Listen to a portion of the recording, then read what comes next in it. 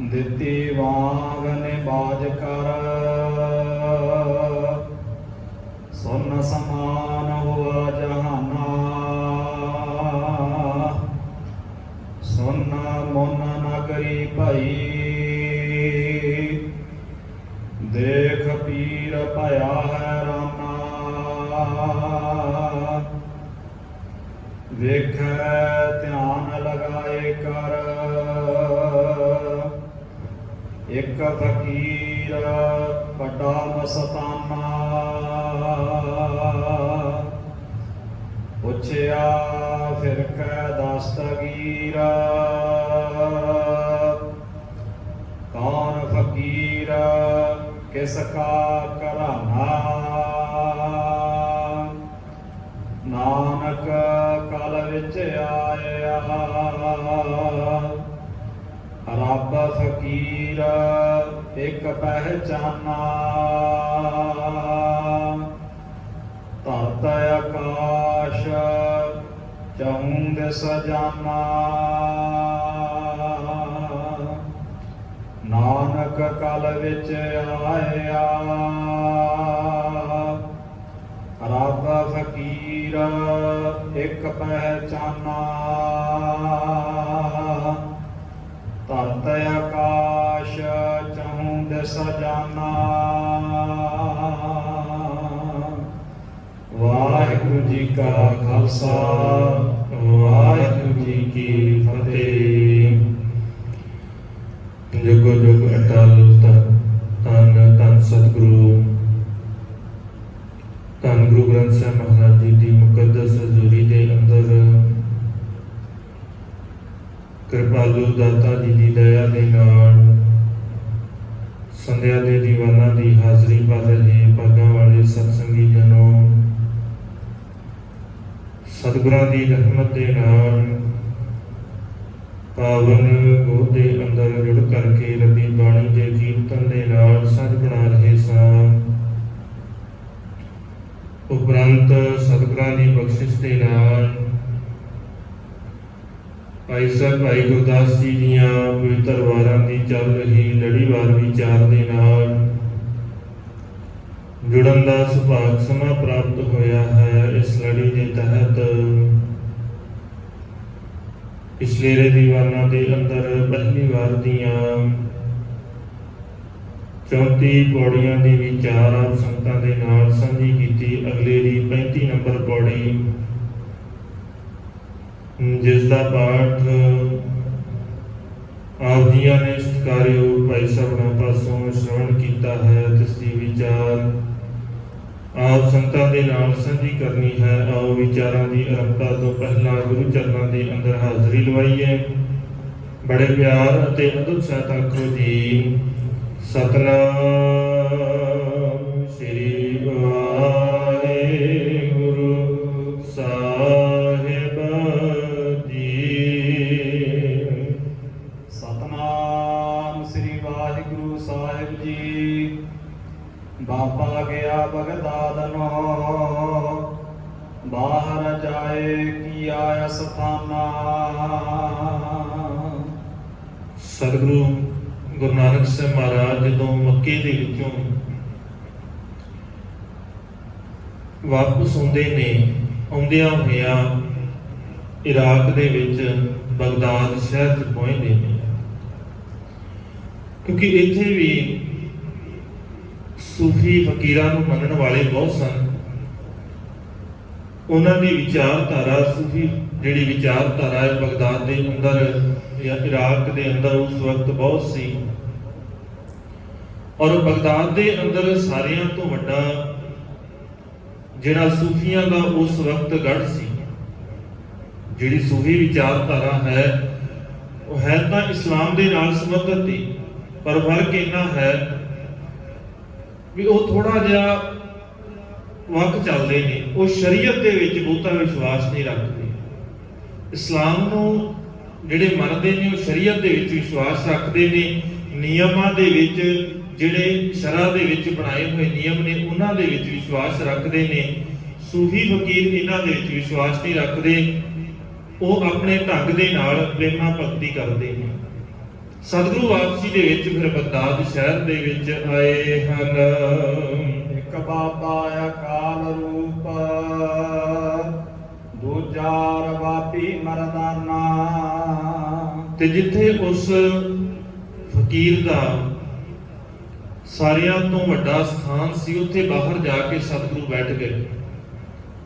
ਪੀਰ ਦਾ ਨਾਮ ਜ਼ਿਕਰ ਜਿਹੜਾ ਹੈ ਉਹ ਪੀਰ ਬਹਿਲੋਲ ਦਾਨਾ ਕਰਕੇ ਹੁੰਦਾ ਹੈ, ਜਿਹਦੇ ਕੋਲ ਸਤਿਗੁਰੂ ਗਏ ਔਰ ਮਾਲਕ ਦੇ ਨਾਲ ਉਸ ਵਕਤ ਭਾਈ ਮਰਦਾਨਾ ਜੀ ਨੇ ਇੱਕ ਬਾਬਾ ਅਕਾਲ ਰੂਪ, ਜਿਹੜਾ ਅਕਾਲ ਪੁਰਖ ਦਾ ਰੂਪ ਹੈ, ਉਹਦੀ ਵਿਚਾਰਧਾਰਾ ਨੂੰ ਨਾਲ ਲੈ ਕੇ ਚੱਲਣ ਵਾਲਾ ਹੈ, ਤੇ ਦੂਜਾ ਰਬਾਬੀ ਮਰਦਾਨਾ।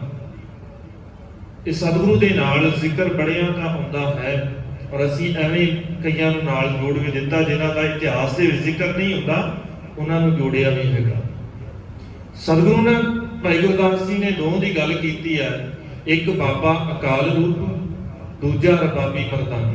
ਸਤਿਗੁਰੂ ਨੇ ਗੁਰੂ ਨਾਨਕ ਸਾਹਿਬ ਮਹਾਰਾਜ ਆਪ ਤੇ ਉਹਨਾਂ ਦੇ ਨਾਲ ਸਦੀਵੀ ਸਾਥੀ ਜਿਹੜਾ ਹੈ ਉਹਨਾਂ ਦਾ ਭਾਈ ਮਰਦਾਨਾ ਜੀ ਹਨ। ਦਿੱਤੀ ਬਾਗ ਨਿਵਾਜ ਕਰ, ਸੁਨ ਸਮਾਨ ਹੁਆ ਜਹਾਨਾ।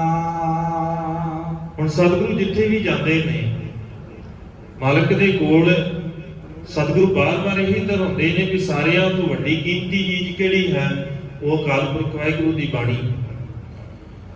ਹੁਣ ਭਾਈ ਗੁਰਦਾਸ ਜੀ ਨੇ ਲਫ਼ਜ਼ ਉਹਨਾਂ ਦੇ ਹਿਸਾਬ ਦੇ ਨਾਲ ਵਰਤਿਆ ਹੈ। ਦਿੱਤੀ ਬਾਗ ਨਿਵਾਜ ਕਰ, ਉਹ ਵੀ ਉੱਚੀ ਬਾਗ ਦਿੰਦੇ ਨੇ। ਜਦੋਂ ਨਮਾਜ਼ ਪੜ੍ਹਦੇ ਨੇ ਉਹ ਬਾਗ ਦਿੰਦੇ ਨੇ, ਨਮਾਜ਼ ਪੜ੍ਹਦੇ ਨੇ। ਉਹੀ ਜਿਹੜੇ ਲਫ਼ਜ਼ ਜ਼ਰੂਰ ਭਾਈ ਗੁਰਦਾਸ ਜੀ ਨੇ ਵਰਤੇ ਨੇ। ਹੁਣ ਸਤਿਗੁਰੂ ਉੱਥੇ ਕੀ ਕਰਦੇ ਨੇ, ਰਬਾਬ ਦੇ ਨਾਲ ਕੀਰਤਨ ਕਰਦੇ ਨੇ। ਸਤਿਗੁਰੂ ਹਮੇਸ਼ਾ ਕਹਿੰਦੇ ਨੇ ਭਾਈ ਮਰਦਾਨਾ ਜੀ ਬਾਣੀ ਆਈ ਆ, ਰਬਾਬ ਵਜਾਓ। ਭਾਈ ਮਰਦਾਨਾ ਜੀ ਆਵਾਜ਼ ਸੁਣ ਕੇ ਫਿਰ ਉਹ ਰਬਾਬ ਨੂੰ ਵਜਾਉਂਦੇ ਨੇ। ਸਤਿਗੁਰੂ ਸ਼ਬਦ ਗਾਇਨ ਕਰਦੇ ਨੇ ਉਸ ਅਕਾਲ ਪੁਰਖ ਵਾਹਿਗੁਰੂ ਦੀ ਉਸਤਤ ਦੇ ਵਿੱਚ। ਜਦੋਂ ਉੱਥੇ ਉਹ ਸ਼ਬਦ ਦੀ ਧੁਨ ਲੋਕਾਂ ਦੇ ਕੰਨਾਂ ਦੇ ਵਿੱਚ ਪਈ, ਜਦੋਂ ਉਹ ਲੋਕ ਸੁਣਦੇ ਨੇ ਵੀ ਸ਼ਬਦ ਕੋਈ ਕੀਰਤਨ ਕਰ ਰਿਹਾ ਹੈ, ਕਿਉਂਕਿ ਰਾਗ ਹਰਾਮ ਹੈ ਇਸਲਾਮ ਦੇ ਵਿੱਚ, ਰਾਗ ਨਹੀਂ ਗਾ ਸਕਦੇ। ਔਰ ਜਿੱਥੇ ਹੈ ਹੀ ਸਾਰਾ ਸਿਸਟਮ ਹੀ ਉਹਨਾਂ ਦਾ ਹੈ, ਜਿੱਥੇ ਰਾਗ ਦੀ ਬਿਲਕੁਲ ਮਨਾਹੀ ਹੈ, ਖਾਸ ਕਰਕੇ ਧਰਮ ਦੇ ਕੰਮ ਦੇ ਵਿੱਚ ਤੁਸੀਂ ਰਾਗ ਵਰਤ ਨਹੀਂ ਸਕਦੇ। ਰਾਗ ਵਰਤਣ ਵਾਲਾ ਇਸਲਾਮ ਦੇ ਵਿੱਚੋਂ ਖਾਰਜ ਹੋ ਜਾਂਦਾ ਹੈ, ਕਿਉਂਕਿ ਇਹ ਸਿਰਫ ਮੰਨਿਆ ਜਾਂਦਾ ਹੈ ਕਿ ਕੋਠਿਆਂ ਦੇ ਉੱਤੇ ਜਿੱਥੇ ਮੰਦੇ ਕਰਮ ਹੁੰਦੇ ਨੇ ਸਿਰਫ ਉੱਥੇ ਹੀ ਰਾਗ ਗਾਇਆ ਜਾਂਦਾ ਹੈ। ਇਸ ਕਰਕੇ ਧਰਮ ਦੇ ਕੰਮ ਦੇ ਵਿੱਚ ਰਾਗ ਨਹੀਂ ਗਾਇਆ ਜਾ ਸਕਦਾ। ਜਦੋਂ ਉੱਥੇ ਦੇ ਲੋਕ ਸੁਣਦੇ ਨੇ ਕਿ ਰਾਗ ਗਾਇਆ ਜਾ ਰਿਹਾ ਹੈ, ਕੋਈ ਕੀਰਤਨ ਕਰ ਰਿਹਾ ਹੈ, ਸੁਣ ਸਮਾਨ ਸਾਰੇ ਪਾਸੇ ਚੁੱਪ ਹੋ ਗਏ, ਇੱਕਦਮ ਹੈਰਾਨ ਹੋ ਗਏ ਕਿ ਇਹ ਕਿੱਦਾਂ ਹੋ ਗਿਆ, ਇੱਕਦਮ ਸ਼ਾਂਤੀ ਹੋ ਗਈ ਹੈ। ਸੁਨ ਮੁਨ ਨਾ ਕਰੀ ਭਾਈ, ਦੇਖ ਪੀਰਾ ਭਇਆ ਹੈਰਾਨਾ। ਜਿੱਥੋਂ ਜਿੱਥੋਂ ਤੱਕ ਆਵਾਜ਼ ਗਈ ਸਾਰੇ ਹੈਰਾਨ ਹੋ ਗਏ, ਚੁੱਪ ਕਰ ਗਏ, ਸੁਨ ਮਨ ਹੋ ਗਈ ਸਾਰੇ ਪਾਸੇ। ਹੁਣ ਕੋਈ ਆਵਾਜ਼ ਨਹੀਂ ਕੱਢਦਾ, ਸਾਰੇ ਹੈਰਾਨ ਹੋ ਕੇ ਦੇਖਦੇ ਨੇ। ਔਰ ਜਦੋਂ ਉਹ ਆਵਾਜ਼ ਪੀਰ ਬਹਿਲੋਲ ਦੇ ਕੰਨਾਂ ਦੇ ਵਿੱਚ ਪਈ, ਉਹ ਵੀ ਹੈਰਾਨ ਹੋ ਗਏ ਵੀ ਇਦਾਂ ਕਿਵੇਂ ਹੋ ਸਕਦਾ ਹੈ, ਕੋਈ ਇੱਥੇ ਆ ਕੇ ਰਾਗ ਕਿਵੇਂ ਗਾ ਸਕਦਾ ਹੈ, ਕਿਉਂਕਿ ਰਾਗ ਗਾਉਣ ਵਾਲਾ ਤੇ ਇਸਲਾਮ ਚੋਂ ਖਾਰਜ ਹੋ ਜਾਂਦਾ ਹੈ। ਇਹ ਰਾਗ ਕਿਵੇਂ ਗਾ ਸਕਦਾ, ਇੱਥੇ ਰਾਗ ਗਾਉਣਾ ਤੇ ਸਾਰਿਆਂ ਤੋਂ ਵੱਡਾ ਪਾਪ ਹੈ। ਉਹ ਵੀ ਮੇਰੇ ਕੋਲ ਆ ਕੇ, ਜਿੱਥੇ ਮੈਂ ਬੈਠਾ ਮੇਰੇ ਹੀ ਸਥਾਨ ਦੇ ਬਾਹਰ ਆ ਕੇ, ਜਿੱਥੇ ਮੈਂ ਗੱਲ ਕਰਦਾ ਧਰਮ ਦੀ, ਮੇਰੇ ਸਾਹਮਣੇ ਆ ਕੇ ਕੋਈ ਗਾਈ ਜਾਂਦਾ। ਉਹ ਇਸੇ ਗੱਲ ਨੂੰ ਸੁਣ ਕੇ ਦੇਖ ਕੇ ਹੈਰਾਨ ਹੋਇਆ ਹੈ। ਵੇਖੈ ਧਿਆਨ ਲਗਾਏ ਕਰ, ਇੱਕ ਫਕੀਰ ਵੱਡਾ ਮਸਤਾਨਾ। ਆਵਾਜ਼ ਸੁਣ ਕੇ ਬਾਹਰ ਆਇਆ, ਬੜੇ ਧਿਆਨ ਦੇ ਨਾਲ ਦੇਖਦਾ ਹੈ ਕੌਣ ਹੈ। ਜਦੋਂ ਉਹਨੇ ਦੇਖਿਆ ਆ ਕੇ, ਉਹਨੇ ਦੇਖਿਆ ਵੀ ਇਹ ਤੇ ਬੜਾ ਕੋਈ ਫਕੀਰ ਹੈ ਤਾਂ ਰੱਬ ਦਾ ਬੰਦਾ ਲੱਗਦਾ, ਔਰ ਗੱਲਾਂ ਵੀ ਲੱਗਦਾ ਹੈ ਕਿ ਰੱਬ ਦੀਆਂ ਕਰ ਰਿਹਾ ਹੈ, ਪਰ ਇਹ ਹੈ ਗਲਤ। ਰਾਗ ਨਹੀਂ ਗਾਉਣਾ ਚਾਹੀਦਾ, ਰਾਗ ਗਾਉਣਾ ਤੇ ਹਰਾਮ ਹੈ। ਹੁਣ ਉਹ ਆਉਂਦਾ ਹੈ ਸਤਿਗੁਰੂ ਦੇ ਕੋਲ ਗੱਲਬਾਤ ਕਰਨ ਵਾਸਤੇ।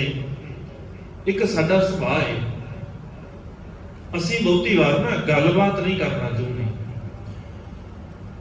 ਸਤਿਗੁਰੂ ਜੇ ਮੱਕੇ ਦੇ ਵਿੱਚ ਜਾਂਦੇ ਨੇ, ਉਹਨਾਂ ਦੇ ਖਿਲਾਫ ਗੱਲ ਕਰਦੇ ਨੇ, ਉਹ ਲੋਕ ਕਿੰਨਾ ਉਹਨਾਂ ਦੇ ਅੰਦਰ ਸਬਰ ਹੋਏਗਾ ਨਾ, ਸਾਡੇ ਤੋਂ ਤੇ ਬਹੁਤ ਜ਼ਿਆਦਾ ਸਬਰ ਹੈ ਉਹਨਾਂ ਦੇ ਅੰਦਰ। ਉਹ ਗੱਲ ਕਰਨੀ ਜਾਣਦੇ ਨੇ, ਉਹ ਵਿਚਾਰ ਕਰ ਸਕਦੇ ਨੇ। ਜੇ ਸਤਿਗੁਰੂ ਜਗਨਨਾਥਪੁਰੀ ਦੇ ਵਿੱਚ ਆਉਂਦੇ ਨੇ ਤਾਂ ਵੀ ਅਗਲੇ ਆ ਕੇ ਸਵਾਲ ਕਰਦੇ ਨੇ, ਗੱਲਬਾਤ ਕਰਦੇ ਨੇ, ਵਿਚਾਰ ਕਰਦੇ ਨੇ।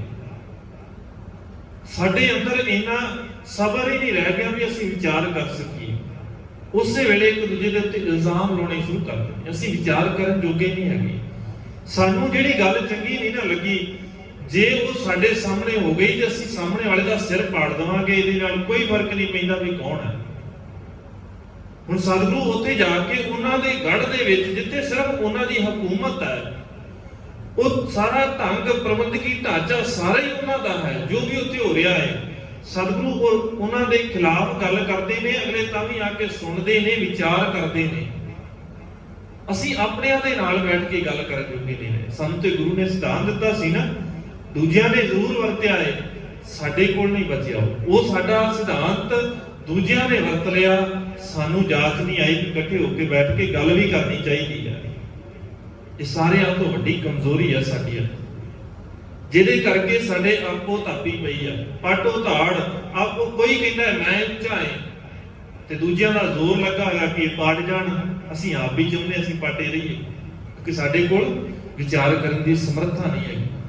ਅਸੀਂ ਗੁਰੂ ਕੀ ਬਾਣੀ ਨੂੰ ਪੜ੍ਹਿਆ ਜ਼ਰੂਰ ਹੈ, ਪਰ ਪੜ੍ਹਿਆ ਸਿਰਫ ਤੇ ਸਿਰਫ ਆਪਣੇ ਆਪ ਨੂੰ ਉੱਚਾ ਦਿਖਾਉਣ ਵਾਸਤੇ ਹੈ ਤੇ ਦੂਜਿਆਂ ਨੂੰ ਨੀਵਾਂ ਦਿਖਾਉਣ ਵਾਸਤੇ। ਇਸੇ ਵਾਸਤੇ ਬਾਣੀ ਨੂੰ ਪੜ੍ਹਿਆ, ਜਾਂ ਫਿਰ ਇਸੇ ਕਰਕੇ ਰੁਕੀਆਂ ਕਾਰਨ ਪੂਰਾ ਦਾ। ਬਸ ਇਹ ਦੋ ਤਿੰਨ ਕਾਰਨ ਨੇ। ਕਦੇ ਇਸ ਵਾਸਤੇ ਪੜ੍ਹਿਆ ਹੀ ਨਹੀਂ ਬਹੁਤਾਤ ਵੀ ਇਹਨੂੰ ਸਮਝ ਕੇ ਜੀਵਨ ਦੇ ਅੰਦਰ ਲਿਆ ਕੇ ਆਪਣਾ ਜੀਵਨ ਕਿਰਦਾਰ ਉੱਚਾ ਕਰਕੇ ਪੰਥ ਦੀ ਚੜ੍ਹਦੀ ਕਲਾ ਲਈ ਕੰਮ ਕਰਨਾ। ਇਹਦੇ ਵਾਸਤੇ ਬਾਣੀ ਨੂੰ ਪੜ੍ਹਿਆ ਹੀ ਨਹੀਂ। ਸੱਚ ਹੈ, ਅਸੀਂ ਇਹਨੂੰ ਮੰਨੀਏ ਜਾਂ ਨਾ ਮੰਨੀਏ ਉਹ ਸਾਡੀ ਮਰਜ਼ੀ ਹੈ, ਪਰ ਹੈਗਾ ਇਹ ਸੱਚ ਵੀ ਅਸੀਂ ਬਾਣੀ ਕਦੇ ਇਸ ਕਰਕੇ ਵਿਚਾਰ, ਕਦੇ ਇਸ ਕਰਕੇ ਨਹੀਂ ਕੀਤੀ ਪੰਥ ਦੀ ਚੜ੍ਹਦੀ ਕਲਾ ਹੋਵੇ। ਹਾਂ, ਦਮਗਜੇ ਜ਼ਰੂਰ ਮਾਰਦੇ ਆ, ਨਾਰੇ ਜ਼ਰੂਰ ਮਾਰਦੇ ਆ ਵੀ ਇਦਾਂ ਕਰਨ ਦੇ ਨਾਲ ਕੁਝ ਹੋ ਜਾਏਗਾ। ਹੁਣ ਹੁੰਦਾ ਹੈ, ਜੇ ਚਾਹੁੰਦਾ ਤੇ ਉਸੇ ਵੇਲੇ ਹੁਕਮ ਕਰ ਦਿੰਦਾ ਵੀ ਨਹੀਂ ਇਹਨਾਂ ਨੂੰ ਕਤਲ ਕਰ ਦੋ, ਸੌਖਾ ਕੰਮ ਹੀ ਸੀ। ਕਿਉਂਕਿ ਸ਼ਰਅ ਦੇ ਖਿਲਾਫ ਹੈ, ਨਿਯਮਾਂ ਦੇ ਖਿਲਾਫ ਜਾ ਰਹੇ ਨੇ, ਤੇ ਉਸੇ ਵੇਲੇ ਕਤਲ ਕਰ ਦੇਣਾ ਚਾਹੀਦਾ। ਨਹੀਂ, ਉਹ ਹੁੰਦਾ ਹੈ ਲਾਗੇ, ਉਹਨੇ ਆ ਕੇ ਸਤਿਗੁਰੂ ਦੇ ਨਾਲ ਗੱਲ ਕੀਤੀ ਹੈ। ਪੁੱਛਿਆ ਫਿਰ ਕੇ ਦਸਤਗੀਰ, ਕੌਣ ਫਕੀਰ ਕਿਸ ਕਾ ਘਰਾਨਾ। ਹੁਣ ਆ ਕੇ ਖਲੋ ਕੇ ਪੁੱਛਣ ਲੱਗਾ ਪੀਰ ਬਹਿਲੋਲ ਕਿ ਕੌਣ ਹੈ, ਕਿਹੜਾ ਘਰਾਨਾ ਹੈ, ਕਿਸ ਖਿੱਤੇ ਦੇ ਨਾਲ ਸੰਬੰਧਤ ਹੈ, ਕਿਸ ਧਰਮ ਦੇ ਨਾਲ ਸੰਬੰਧਤ ਹੈ, ਕਿਹੜੇ ਲੋਕਾਂ ਦੇ ਨਾਲ ਸੰਬੰਧਤ ਹੈ। ਜਿਹੜੀ ਇਹ ਗੱਲ ਕਰ ਰਿਹਾ ਹੈ, ਇਹ ਸਾਰਿਆਂ ਤੋਂ ਵੱਖਰਾ ਹੋ ਕੇ ਗੱਲ ਕਰ ਰਿਹਾ ਹੈ। ਕੌਣ ਫਕੀਰ ਕਿਸ ਕਾ ਘਰਾਨਾ, ਇਹਦਾ ਗੁਰੂ ਕੌਣ ਹੈ। ਇਦਾਂ ਦੀਆਂ ਗੱਲਾਂ, ਇਦਾਂ ਦਾ ਇਹਨੇ ਕਰਮ ਕਰਨਾ ਸ਼ੁਰੂ ਕੀਤਾ ਹੈ। ਸਾਡੇ ਵਿੱਚੋਂ ਤਾਂ ਨਹੀਂ ਹੈਗਾ, ਪਰ ਕੋਈ ਨਾ ਕੁਝ ਫਰਕ ਹੈ। ਇਸ ਕਰਕੇ ਸਾਨੂੰ ਦੱਸਣਾ ਕਰੋ ਵੀ ਇਹ ਕੌਣ ਹੈ। ਨਾਨਕ ਕਲ ਵਿੱਚ ਆਇਆ, ਰੱਬ ਫਕੀਰ ਇੱਕ ਪਹਿਚਾਨਾ। ਭਾਈ ਮਰਦਾਨਾ ਜੀ ਜਵਾਬ ਦੇਣ ਲੱਗੇ, ਕਹਿੰਦੇ ਇਹ ਨਾਨਕ ਹੈ। ਕਹਿੰਦੇ ਕਰਦਾ ਕੀ ਹੈ, ਰੱਬ ਦੀ ਉਸਤਤ। ਕਿਹੜਾ ਰੱਬ? ਹੁਣ ਉਹਨਾਂ ਦੇ ਹਿਸਾਬ ਦੇ ਨਾਲ ਤੇ ਰੱਬ ਵੱਖਰੇ ਵੱਖਰੇ ਆ ਨਾ, ਸਾਰਿਆਂ ਦਾ ਵੱਖਰਾ ਰੱਬ ਸੀ।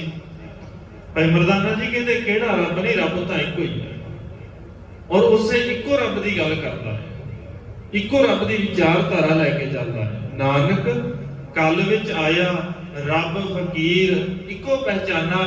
ਇਸ ਫਕੀਰ ਨੇ ਸਿਰਫ ਇੱਕ ਰੱਬ ਨੂੰ ਪਹਿਚਾਣਿਆ ਹੈ, ਇੱਕੋ ਰੱਬ ਦੀ ਗੱਲ ਕੀਤੀ ਹੈ, ਇਹਨੇ ਬਹੁਤਿਆਂ ਦੀ ਕੀਤੀ ਨਹੀਂ। ਹੁਣ ਉਹ ਵਿਚਾਰ ਕਰਦਾ ਹੈ, ਵਿਚਾਰ ਦਾ ਜੋ ਜ਼ਿਕਰ ਹੁੰਦਾ ਹੈ, ਅੱਗੇ ਵੀ ਉੱਥੇ ਵਿਚਾਰ ਦੇ ਨਾਲ ਸੰਬੰਧਿਤ ਜਿਹੜੀਆਂ ਉੱਥੇ ਵਿਚਾਰਾਂ ਹੋਈਆਂ, ਅਗਲੇਰੀਆਂ ਪੌੜੀਆਂ 'ਚ ਵਿਚਾਰ ਵੀ ਹੈਗੀ ਆ। ਉਹਨੇ ਬੜੇ ਸਵਾਲ ਕੀਤੇ ਆ, ਜਿੱਦਾਂ ਸਿੱਧਾ ਨੇ ਬੜੇ ਸਵਾਲ ਕੀਤੇ, ਮੱਕੇ ਦੇ ਵਿੱਚ ਸਵਾਲ ਜਵਾਬ ਹੋਏ ਨੇ। ਸਤਿਗੁਰੂ ਦੇ ਨਾਲ ਉਸ ਪੀਰ ਬਹਿਲੋਲ ਨੇ ਬੜੇ ਸਵਾਲ ਕੀਤੇ ਨੇ, ਕਿਉਂਕਿ ਹਰੇਕ ਚਾਹੁੰਦਾ ਹੈ ਨਾ ਕਿ ਜਿਹੜੀ ਗੱਲ ਮੈਂ ਅੱਜ ਤੱਕ ਸੁਣੀ ਹੈ ਗਲਤ ਕਿਵੇਂ ਹੋ ਸਕਦੀ, ਉਹਦਾ ਜਵਾਬ ਜ਼ਰੂਰ ਚਾਹੁੰਦਾ ਹੈ। ਔਰ ਜਿੱਥੇ ਵਿਚਾਰ ਕਰਨ ਦੀ ਸਮਰੱਥਾ ਹੋਵੇ ਉੱਥੇ ਜਵਾਬ ਸੁਣਿਆ ਜਾ ਸਕਦਾ ਹੈ। ਕਈ ਵਾਰ ਅਸੀਂ ਸਵਾਲ ਤੇ ਬਹੁਤ ਕਰਦੇ ਹਾਂ, ਸਾਡੇ ਅੰਦਰੋਂ ਨਾ ਸਵਾਲ ਬੜੇ ਨਿਕਲਦੇ ਆ, ਪਰ ਜਵਾਬ ਅਸੀਂ ਪਹਿਲਾਂ ਉਹਨਾਂ ਦੇ ਮੰਨ ਕੇ ਬੈਠੇ। ਇਦਾਂ ਬਹੁਤ ਵਾਰ ਸਾਡੇ ਅੱਜ ਇਹੀ ਹੋ ਰਿਹਾ, ਅਸੀਂ ਸਵਾਲ ਤੇ ਬਹੁਤ ਕਰਦੇ ਆ, ਪਰ ਅਸੀਂ ਜਵਾਬ ਉਹੀ ਸੁਣਨਾ ਚਾਹੁੰਦੇ ਹਾਂ ਜੋ ਸਾਡੇ ਕੰਨਾਂ ਨੂੰ ਚੰਗਾ ਲੱਗਦਾ। ਅਸੀਂ ਉਹ ਸਵਾਲ ਨਹੀਂ ਸੁਣਨਾ, ਜਵਾਬ ਨਹੀਂ ਸੁਣਨਾ ਚਾਹੁੰਦੇ ਜੋ ਸਾਡੇ ਕੰਨਾਂ ਨੂੰ ਚੰਗਾ ਨਹੀਂ ਲੱਗਦਾ। ਉਹ ਸਹੀ ਹੈ ਜਾਂ ਗਲਤ ਹੈ, ਇਹ ਅਸੀਂ ਦੇਖਦੇ ਹੀ ਨਹੀਂ ਆ ਕਿ ਜਿਹੜਾ ਬੰਦਾ ਸਾਹਮਣੇ ਜਵਾਬ ਦੇ ਰਿਹਾ ਨਾ ਉਹ ਠੀਕ ਹੈ ਜਾਂ ਗਲਤ ਹੈ। ਹੋ ਸਕਦਾ ਮੈਂ ਗਲਤ ਹੋਵਾਂ, ਕੋਈ ਵੱਡੀ ਗੱਲ ਥੋੜੀ ਨਾ ਵੀ ਮੈਂ ਜੇ ਜੋ ਪੜ੍ਹਿਆ ਉਹੀ ਠੀਕ ਹੈ, ਦੂਜਾ ਵੀ ਸਹੀ ਹੋ ਸਕਦਾ ਹੈ। ਪਰ ਨਹੀਂ, ਅਸੀਂ ਆਦਤ ਬਣਾ ਲਈ ਆਪਣੀ, ਸਾਡਿਆਂ ਦੇ ਵਿੱਚ ਸੁਭਾਅ ਬਣ ਚੁੱਕਿਆ ਹੈ ਕਿ ਜਿਹੜਾ ਜਵਾਬ ਅਸੀਂ ਸੁਣਨਾ ਚਾਹੁੰਦੇ ਆ ਨਾ, ਸਾਨੂੰ ਉਹ ਜਵਾਬ ਦਿਓਗੇ ਤੇ ਤੁਹਾਡੀ ਦੂਜੀ ਗੱਲ ਸੁਣਨੀ ਹੈ। ਜੇ ਸਾਨੂੰ ਚੰਗਾ ਨਹੀਂ ਨਾ ਲੱਗਾ ਤੁਹਾਡਾ ਪਹਿਲਾ ਜਵਾਬ ਤੇ ਅਸੀਂ ਤੁਹਾਡੇ ਗਲ ਪੈ ਜਾਣਾ। ਇਸੇ ਕਰਕੇ ਸਾਡੇ ਅੰਦਰ ਵਿਚਾਰ ਵਾਲੀ ਜਿਹੜੀ ਗੱਲ ਹੈ ਖਤਮ ਹੁੰਦੀ ਜਾਂਦੀ ਹੈ, ਇਕੱਠੇ ਬੈਠਣ ਵਾਲੀ ਗੱਲ ਖਤਮ ਹੁੰਦੀ ਜਾਂਦੀ ਹੈ। ਕਿੰਨੇ ਵਿਚਾਰਕ ਮਤਭੇਦ ਹੁੰਦੇ ਸਨ ਮਿਸਲਾਂ ਦੇ ਅੰਦਰ, ਜੋ ਮਿਸਲਾਂ ਦਾ ਇਤਿਹਾਸ ਪੜ੍ਹ ਕੇ ਦੇਖਾਂਗੇ। ਕਿੰਨੇ ਵੀ ਵਿਚਾਰਕ ਮਤਭੇਦ ਰਹੇ ਆ, ਆਪਸ ਵਿੱਚ ਜੰਗ ਲੜਦੇ ਰਹੇ ਆ, ਆਪਸ ਵਿੱਚ ਲੜਾਈਆਂ ਹੁੰਦੀਆਂ ਰਹੀਆਂ, ਇੱਕ ਦੂਜੇ ਦਾ ਬਹੁਤ ਨੁਕਸਾਨ ਵੀ ਕੀਤਾ ਹੈ। ਪਰ ਜਿੱਥੇ ਗੱਲ ਪੰਥ ਦੀ ਆਉਂਦੀ ਹੈ ਨਾ, ਫਿਰ ਸਾਰਾ ਆਪਣੀਆਂ ਗੱਲਾਂ, ਆਪਣੀਆਂ ਸਿਆਣਪਾਂ ਛੱਡ ਦਿੱਤੀਆਂ ਉਹਨਾਂ ਨੇ। ਉੱਥੇ ਸਿਰਫ ਤੇ ਸਿਰਫ ਪੰਥ ਦੇ ਲਈ ਸਮਰਪਿਤ ਨੇ। ਇੱਥੇ ਅਸੀਂ ਸਿਰਫ ਆਪਣੇ ਲਈ ਸਮਰਪਿਤ ਹਾਂ। ਜੇ ਦੂਜੇ ਨੂੰ ਨੀਵਾਂ ਦਿਖਾ ਕੇ ਆਪ ਉੱਚੇ ਉੱਠ ਜਾਈਏ, ਉਹਦਾ ਭਾਵੇਂ ਨੁਕਸਾਨ ਹੋ ਜਾਵੇ। ਸਾਡੀ ਅੱਜ ਹਾਲਤ ਇਵੇਂ ਦੀ ਹੋ ਗਈ ਆ। ਕਿਤੇ ਨਾ ਇੱਕ ਖੂਹ ਸੀ, ਖੂਹ ਦੇ ਵਿੱਚ ਬੜੇ ਡੱਡੂ ਰਹਿੰਦੇ ਸਨ। ਉਹਨਾਂ ਡੱਡੂਆਂ ਦਾ ਸੁਭਾਅ ਸੀ, ਇੱਕ ਹੁਣ ਉਹਨਾਂ ਚੋਂ ਹਰੇਕ ਤਾਂ ਹੁੰਦਾ ਹੈ ਨਾ ਵੀ ਇੱਕ ਚਾਹੁੰਦਾ ਮੈਂ ਉੱਚਾ ਹੋ ਜਾਵਾਂ, ਸਾਰੇ ਮੇਰੀ ਗੱਲ ਮੰਨਣ। ਉਹ ਕਿਸੇ ਢੰਗ ਦੇ ਨਾਲ ਬਾਹਰ ਨਿਕਲ ਗਿਆ। ਬਾਹਰ ਨਿਕਲ ਕੇ ਉਹਨੇ ਸਿਰਫ ਸਮਝਣ ਵਾਸਤੇ ਆ, ਉਹਨੇ ਗੱਲਬਾਤ ਕੀਤੀ ਜਾ ਕੇ। ਮਿਲਦਿਆਂ ਉਹਨੂੰ ਸੱਪ ਮਿਲ ਗਿਆ। ਸੱਪ ਮਿਲਿਆ, ਹੁਣ ਸੱਪ ਨੇ ਤੇ ਡੱਡੂ ਨੂੰ ਖਾਣਾ ਹੀ ਆ। ਉਹ ਖਾਣ ਲੱਗਾ ਕਿ ਇਹਦਾ ਮੈਨੂੰ ਬਖਸ਼ ਦੇ, ਮੈਂ ਜੇ ਤੇਰੇ ਵਾਸਤੇ ਐ ਵਧੀਆ ਰਾਸ਼ਨ ਰੋਜ਼ਾਨਾ ਵਾਸਤੇ ਮੈਨੂੰ ਖਾ ਕੇ ਤੇ ਬਾਅਦ ਵਿੱਚ ਫਿਰ ਲੱਭਦਾ ਫਿਰੇਗਾ, ਜੇ ਮੈਂ ਤੈਨੂੰ ਕਈ ਦਿਨਾਂ ਵਾਸਤੇ ਤੇਰਾ ਭੋਜਨ ਦਾ ਇੰਤਜ਼ਾਮ ਕਰ ਦੇਵਾਂ ਫਿਰ। ਹੁਣ ਚਾਹੁੰਦਾ ਕੀ ਸੀ ਕਿ ਲੋਕ ਮੇਰੇ ਤੋਂ ਡਰਨਗੇ, ਜਿਹੜੇ ਮੇਰੇ ਨਾਲ ਸਹਿਮਤ ਨਹੀਂ ਆ ਡੱਡੂ ਉਤੇ, ਉਹਨਾਂ ਸਾਰਿਆਂ ਨੂੰ ਇਹ ਸੱਪ ਦੇ ਕੋਲੋਂ ਖਵਾ ਦਵਾਂਗਾ। ਇਹ ਮੇਰੀ ਹਕੂਮਤ ਹੈ, ਫਿਰ ਜੋ ਮੈਂ ਚਾਹਾਂਗਾ ਉਹੀ ਹੋ ਜਾਣਾ, ਕਿਉਂਕਿ ਸੱਪ ਨਾਲ ਤੇ ਮੇਰੀ ਯਾਰੀ ਹੈ। ਹੁਣ ਉਹ ਸੱਪ ਨੂੰ ਲੈ ਕੇ ਉਸੇ ਖੂਹ ਦੇ ਵਿੱਚ ਪਹੁੰਚਿਆ। ਖੂਹ ਦੇ ਵਿੱਚ ਜਾ ਕੇ ਹੁਣ ਉਹਨੇ ਕਹਿਣਾ ਸ਼ੁਰੂ ਕੀਤਾ ਵੀ ਇਹਦੇ ਨਾਲ ਮੇਰੀ ਸਾਂਝ ਨਹੀਂ ਹੈ, ਤੂੰ ਅੱਜ ਇਹਨੂੰ ਖਾ ਜਾਣਾ, ਇਹ ਤੰਗ ਕਰਦਾ ਮੈਨੂੰ, ਅੱਜ ਆਹ ਤੰਗ ਕਰਦਾ, ਇਹਨੂੰ ਤੂੰ ਖਾ ਜਾਣਾ। ਕਰਦਿਆਂ ਬਹੁਤਾਤ ਜਿਹੜੇ ਡੱਡੂ ਨੇ ਉਹ ਖਾਦੇ ਗਏ। ਹੁਣ ਉਹਦੇ ਹਮਾਇਤੀ ਰਹਿ ਗਏ। ਹੁਣ ਸੱਪ ਨੂੰ ਤੇ ਭੁੱਖ ਲੱਗੀ ਆ ਨਾ, ਤੇ ਉਹਦੀ ਦੀ ਆਦਤ ਹੈ, ਉਹ ਯਾਰੀ ਨੂੰ ਕੀ ਕਰੇਗਾ, ਉਹਨੇ ਤੇ ਖਾਣਾ ਹੈ। ਉਹਨੂੰ ਤੇ ਸੁਭਾਅ ਪੈ ਗਿਆ ਹੁਣ, ਕਿਉਂਕਿ ਤੂੰ ਆਪ ਸੁਭਾਅ ਪਾਇਆ, ਉਹ ਡੱਡੂ ਨੇ ਆਪ ਸੁਭਾਅ ਪਾਇਆ ਵੀ ਬਾਕੀਆਂ ਨੂੰ ਖਾ ਲਾ। ਹੁਣ ਉਹਨੇ ਉਹਦੇ ਹਮਾਇਤੀ ਵੀ ਖਾਣੇ ਸ਼ੁਰੂ ਕੀਤੇ। ਖਾਂਦਿਆਂ ਇੱਕ ਦਿਨ ਏਦਾਂ ਦਾ ਆਇਆ ਵੀ ਸਾਰੇ ਡੱਡੂ ਖਤਮ ਹੋ ਗਏ, ਇੱਕੋ ਹੀ ਬਚੇ। ਹੁਣ ਹਕੂਮਤ ਵੀ ਕਰਨੀ ਹੈ, ਤੇ ਕਰਨੀ ਕਿਹਦੇ ਉੱਤੇ? ਹਕੂਮਤ ਕਰਨ ਨੂੰ ਵੀ ਤੇ ਕੋਈ ਚਾਹੀਦਾ ਨਾ, ਕਿ ਜਿਹਨੂੰ ਗੱਲ ਆਪਣੀ ਮਨਾਉਣੀ ਹੈ। ਹੁਣ ਮਨਾਉਣ ਜੋਗਾ ਵੀ ਕੋਈ ਨਹੀਂ, ਮੰਨਣ ਜੋਗਾ ਕਿਉਂਕਿ ਹੈ ਹੀ ਕੋਈ ਨਹੀਂ। ਤੇ ਸੱਪ ਹੈ ਤੇ ਇੱਕ ਡੱਡੂ ਬਚਿਆ। ਸੱਪ ਨੂੰ ਵੀ ਭੁੱਖ ਲੱਗਣੀ ਆ। ਹੁਣ ਜਦੋਂ ਸੱਪ ਨੂੰ ਭੁੱਖ ਲੱਗੀ, ਉਹਨੇ ਜਿਹੜਾ ਇੱਕ ਰਹਿੰਦਾ ਡੱਡੂ ਸੀ ਜਿਹੜਾ ਬੁਲਾ ਕੇ ਲਿਆ, ਉਹ ਵੀ ਖਾ ਲਿਆ। ਸਾਡਾ ਵੀ ਕਿਤੇ ਨਾ ਕਿਤੇ ਇਹੀ ਹਾਲ ਹੈ। ਸਾਡੀ ਇਹਦੇ ਨਾਲ ਨਹੀਂ ਬਣਦੀ, ਇਹਨੂੰ ਪੰਥ ਚੋਂ ਕੱਢ ਦੋ। ਸਾਡੀ ਇਹਦੇ ਨਾਲ ਨਹੀਂ ਬਣਦੀ, ਇਹਨੂੰ ਪੰਥ ਚੋਂ ਕੱਢ ਦੋ। ਕਰਦਿਆਂ ਕਿੰਨੇ ਕੱਢ ਦਿੱਤੇ, ਫਾਇਦਾ ਕੀ ਹੋਇਆ? ਨੁਕਸਾਨ ਹੋਇਆ ਵੀ ਦੂਜੇ ਜਿਹੜੇ ਸੀ ਨਾ ਉਹ ਹੁਣ ਹਾਵੀ ਹੋਣ ਲੱਗ ਗਏ। ਜਿਹੜੇ ਚਾਹੁੰਦੇ ਸੀ ਉਹ ਸਾਡੇ ਉੱਤੇ ਅੱਜ ਇਦਾਂ ਹੀ ਹਾਵੀ ਹੋਣ ਲੱਗ ਗਏ। ਅਗਲੇ ਦਾਅਵੇ ਕਰਨ ਲੱਗ ਗਏ। ਹੁਣ ਸਿੱਧੇ ਸ਼ਰੇਆਮ, ਅੱਗੇ ਸ਼ਰੇਆਮ ਨਹੀਂ ਸੀ ਕਰਦੇ, ਹੁਣ ਸ਼ਰੇਆਮ ਕਰਨ ਲੱਗ ਗਏ। ਵੱਡੀਆਂ ਸਟੇਜਾਂ ਤੋਂ ਕਹਿਣ ਲੱਗ ਗਏ। ਲਿਖਤਾਂ ਲਿਆ ਕੇ ਉਹਨਾਂ ਨੇ ਅੱਗੇ ਰੱਖਤੀਆਂ ਵੀ ਆਹ ਦੇਖੋ ਤੁਸੀਂ ਸਾਡੇ ਵਰਗੇ ਹੀ। ਅਗਲਿਆਂ ਨੇ ਇਹ ਖਤਮ ਕਰਨੇ ਸ਼ੁਰੂ ਕੀਤੇ। ਇਦਾਂ ਜਿੱਦਾਂ ਉਹ ਸੱਪ ਨੇ ਸਾਰੇ ਖਾਦੇ ਨਾ, ਇਦਾਂ ਹੀ ਲਿਆਦਾ ਤੇ ਆਪਣਿਆਂ ਨੇ ਆ ਨਾ। ਦੂਜਿਆਂ ਦੇ ਵਾਸਤੇ ਕੀ ਸੀ? ਅਸੀਂ ਆਪ ਲੈ ਕੇ ਆਏ ਆ ਉਹਨਾਂ ਨੂੰ। ਦੂਜਿਆਂ ਦੇ ਵਾਸਤੇ ਨਹੀਂ ਸੀ ਵੀ ਦੂਜਾ ਕੋਈ ਸਾਨੂੰ ਢਾਲ ਆ ਜਾਂਦਾ। ਅਸੀਂ ਆਪ ਆਪਣੇ ਆਪ ਨੂੰ ਖਤਮ ਕਰ ਰਹੇ, ਦੂਜਿਆਂ ਦਾ, ਬਗਾਨਿਆਂ ਦਾ ਸਾਥ ਦੇ ਕੇ। ਇੱਥੇ ਬਗਾਨੇ ਦਾ ਭਾਵ ਇਹ ਨਹੀਂ ਕਿ ਸਾਡੀ ਕਿਸੇ ਦੇ ਨਾਲ ਵਿਰੋਧਤਾ ਹੈ। ਜਦੋਂ ਦੂਜਾ ਸਾਨੂੰ ਖਤਮ ਕਰਨ ਵਾਸਤੇ ਆ ਰਿਹਾ ਤੇ ਫਿਰ ਸਾਡਾ ਇਹ ਕੰਮ ਸੀ, ਇਹ ਸਾਡਾ ਫਰਜ਼ ਸੀ ਵੀ ਅਸੀਂ ਇਕੱਠੇ ਹੁੰਦੇ। ਪਰ ਇੱਥੇ ਇਕੱਠੇ ਹੋਣ ਦੀ ਬਜਾਏ ਇੱਕ ਦੂਜੇ ਨੂੰ ਫਿਰ ਨੀਵਾਂ ਦਿਖਾਉਣ ਲੱਗੇ। ਇਹ ਸਾਡੇ ਸੁਭਾਅ ਦੇ ਵਿੱਚ ਵਿਚਾਰ ਨਹੀਂ ਕਰਦੇ ਸੀ। ਜ਼ਰੂਰੀ ਸੀ ਵਿਚਾਰ, ਪਰ ਉੱਥੇ ਜਦੋਂ ਸਤਿਗੁਰੂ ਜਾਂਦੇ ਨੇ ਉੱਥੇ ਸਤਿਗੁਰੂ ਦੇ ਨਾਲ ਉਹ ਵਿਚਾਰ ਕਰਦਾ ਹੈ। ਪੀਰ ਬਹਿਲੋਲ ਗੱਲਾਂ ਕਰਦਾ ਹੈ ਵੀ ਆਹ ਗੱਲ ਮੈਨੂੰ ਸਮਝ ਨਹੀਂ ਆਈ, ਅਸੀਂ ਏਦਾਂ ਮੰਨਦੇ ਆ, ਤੂੰ ਏਦਾਂ ਕਹਿ ਰਿਹਾ, ਇਹ ਕਿਵੇਂ ਹੋ ਸਕਦਾ ਹੈ? ਅਸੀਂ ਕਹਿੰਦੇ ਆ ਰੱਬ ਕਿਤੇ ਖਾਸ ਥਾਂ ਦੇ ਉੱਤੇ ਸੱਤਵੇਂ ਅਸਮਾਨ ਤੇ ਬੈਠਾ ਹੈ, ਤੂੰ ਕਹਿੰਦਾ ਸਾਰੇ ਥਾਂ ਬੈਠਾ ਹੈ, ਏਦਾਂ ਕਿਵੇਂ ਹੋ ਸਕਦਾ ਹੈ? ਏਦਾਂ ਸਤਿਗੁਰੂ ਦੇ ਨਾਲ ਉਹ ਪੀਰ ਬਹਿਲੋਲ ਨੇ ਬਹੁਤ ਵਿਚਾਰਾਂ ਕੀਤੀਆਂ ਹਨ। ਅਤਿ ਆਕਾਸ਼ ਚੰਦ ਸਜਾਨਾ। ਸਤਿਗੁਰੂ ਕਹਿੰਦੇ ਮੈਂ ਉਹਨੂੰ ਮੰਨਦਾ ਜਿਹੜਾ ਸਾਰੇ ਪਾਸੇ ਰਹਿੰਦਾ ਹੈ, ਤਰਤ ਆਕਾਸ਼ ਚਹੂ ਦਿਸ ਜਾਨਾ। ਔਰ ਭਾਈ ਮਰਦਾਨਾ ਜੀ ਕਹਿਣ ਲੱਗੇ, ਤੂੰ ਪੁੱਛਦਾ ਹੈ ਨਾ ਵੀ ਇਹਦਾ ਘਰ ਕਿਹੜਾ ਹੈ, ਇਹ ਕਿੱਥੇ ਜਾਣਿਆ ਜਾਂਦਾ ਹੈ, ਇਹ ਕਿਹੜੇ ਖਿੱਤੇ ਦੇ ਵਿੱਚੋਂ ਆਇਆ ਹੈ? ਭਾਈ ਮਰਦਾਨਾ ਜੀ ਕਹਿੰਦੇ ਇੱਕ ਥਾਂ ਨਹੀਂ, ਜਿੱਥੇ ਜਿੱਥੇ ਵੀ ਅਜੇ ਤੱਕ ਗਿਆ ਨਾ ਲੋਕ ਇਹਦੇ ਮੁਰੀਦ ਬਣੇ। ਇਹ ਬਾਬਾ ਐਵੇਂ ਨਹੀਂ ਆ, ਇਹ ਬਾਬਾ ਸਿਰਫ ਗੱਲਾਂ ਵਾਲਾ ਨਹੀਂ ਆ, ਇਹ ਜਦੋਂ ਬੋਲਦਾ ਹੈ ਨਾ ਸੱਚਮੁੱਚ ਲੋਕ ਇਹਦੇ ਮੁਰੀਦ ਬਣਦੇ ਨੇ। ਔਰ ਇੱਕ ਥਾਂ ਨਹੀਂ, ਧਰਤ ਆਕਾਸ਼ ਚਹੂ ਦਿਸ ਜਾਨਾ। ਹਰੇਕ ਖਿੱਤੇ ਦੇ ਵਿੱਚ, ਹਰੇਕ ਪਾਸੇ ਜਿੱਥੇ ਵੀ ਸਤਿਗੁਰੂ ਨੇ ਅੱਜ ਤੱਕ ਜਾ ਕੇ ਗੱਲ ਕੀਤੀ ਹੈ, ਉੱਥੇ ਮੁਰੀਦ ਬਣੇ, ਉੱਥੇ ਮਾਲਕ ਦੀਆਂ ਗੱਲਾਂ ਨੂੰ ਮੰਨਣ ਵਾਲੇ ਨੇ, ਉਸ ਰਾਹ ਦੇ ਉੱਤੇ ਤੁਰਨ ਵਾਲੇ ਪੈਦਾ ਹੋਏ ਨੇ। ਔਰ ਇਹ ਅੱਜ ਗਵਾਹ ਹੈ, ਜਿੱਥੇ ਵੀ ਸਤਿਗੁਰੂ ਦੇ ਚਰਨ ਪਏ, ਉੱਥੇ ਉੱਥੇ ਸਤਿਗੁਰੂ ਦੀ ਯਾਦ ਦੇ ਵਿੱਚ, ਭਾਵੇਂ ਉਹ ਮੱਕੇ ਦੇ ਵਿੱਚ ਜਗ੍ਹਾ ਹੋਵੇ, ਉੱਥੇ ਵੀ ਪੱਥਰ ਲੱਗਿਆ ਸੀ, ਹੁਣ ਦਾ ਤੇ ਪਤਾ ਨਹੀਂ, ਉੱਥੇ ਵੀ ਹੈਗਾ ਸੀ ਪਹਿਲਾਂ। ਭਾਵੇਂ ਉਹ ਬਗਦਾਦ ਦੇ ਵਿੱਚ ਹੈ, ਗੁਰੂ ਨਾਨਕ ਸਾਹਿਬ ਮਹਾਰਾਜ ਦੇ ਨਾਮ ਦਾ ਉੱਥੇ ਵੀ ਬਣਿਆ ਹੋਇਆ ਸਥਾਨ।